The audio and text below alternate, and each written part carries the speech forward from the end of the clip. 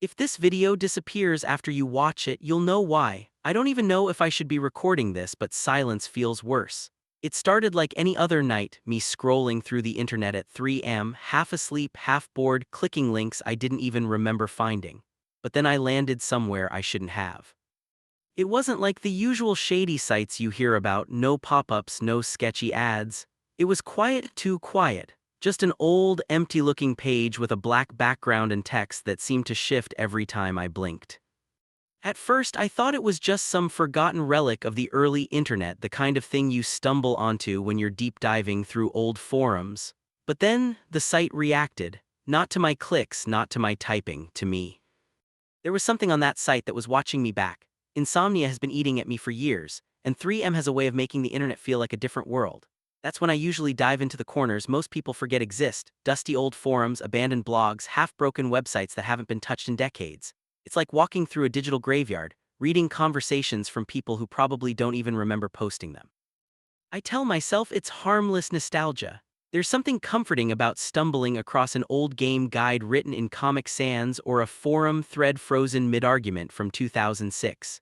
It's quiet, familiar, safe, like being wrapped in the hum of my computer screen while the rest of the world is asleep. But sometimes that silence isn't comforting. Sometimes it feels like being the last person left awake in a dead city.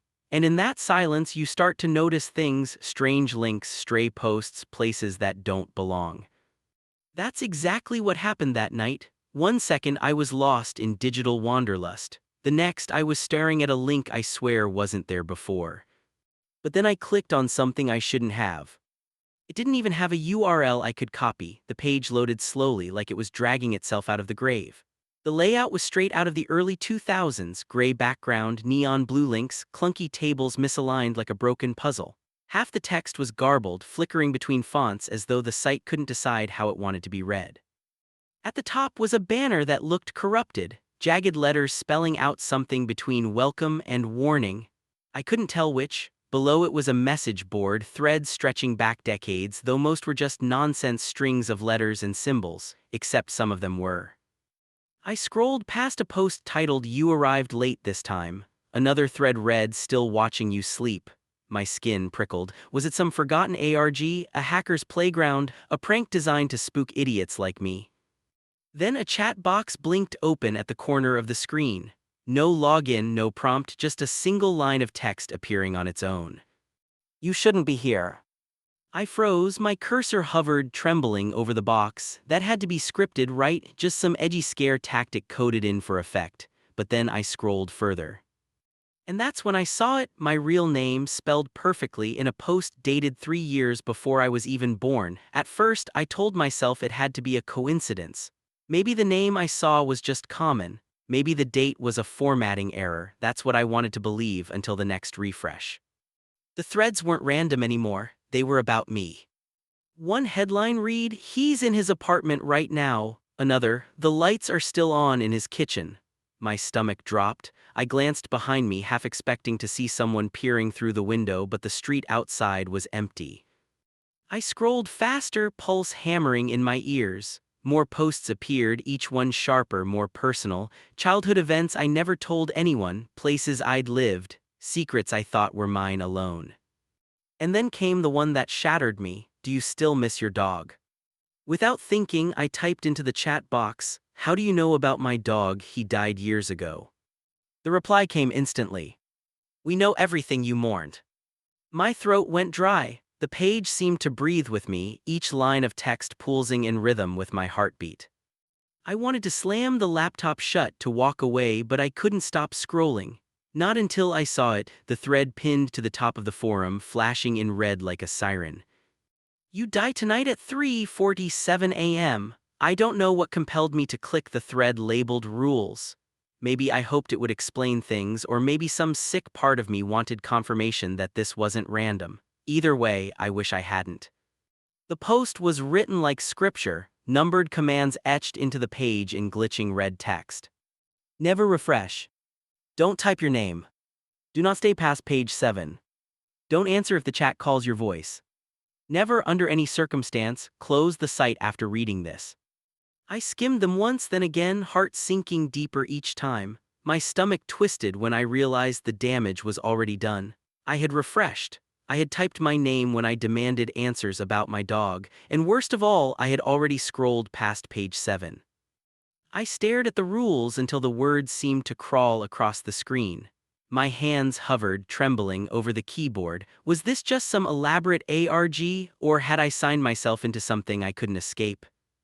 Then the screen flickered and the forum layout dissolved into static. A new window forced itself open, no title bar, no controls, just a grainy live feed.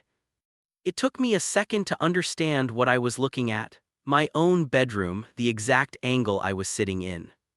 The camera I had taped over months ago was glowing red. The feed sharpened, lines of static dissolving until there was no mistaking it. I was staring at myself. Same clothes, same posture, same nervous tapping of my fingers against the desk. But the worst part wasn't what I saw, it was what I didn't. Behind me in the video, the shadows seemed thicker, like something was standing just out of frame. The lights in my apartment flickered, buzzing in protest. My speakers hissed with a low, broken whisper as though the website itself was trying to breathe through the wires. My mouse jerked on its own, sliding across the screen, and the chat box opened again. If you close this tab, you'll never wake up. I whispered, this isn't real, but the words rang hollow. Lines of text began flooding the chat faster than I could read. Some were in languages I didn't recognize. Others were commands: stay still, keep watching, don't turn around. I reached for the power button, but the screen went black before I touched it. My reflection stared back at me in the glossy surface, and then the words appeared again, burning bright red against the dark. If you close this tab, you'll never wake up. My phone buzzed violently on the desk. I picked it up with shaking hands and the lock screen lit up. The same message glared back at me. Panic took over. I yanked the power cord from the wall, but the screen stayed lit, humming like a heartbeat. I tried a hard reset, safe mode, even a full factory wipe, nothing. The website bled through every defense, reappearing the second I thought I'd shut it down. I smashed the laptop shut, hurled it across the room, but my TV blinked on by itself. The same site, my phone buzzed, same site. And that's when I realized the website wasn't on my computer anymore, it was on me. I can't even delete this recording, something else is uploading it. If you're hearing this, it's already too late. The site knows you now. It doesn't matter if you believe me, you've been marked just by watching. If you see a comment below with my username, don't reply. It won't be me. It'll be it.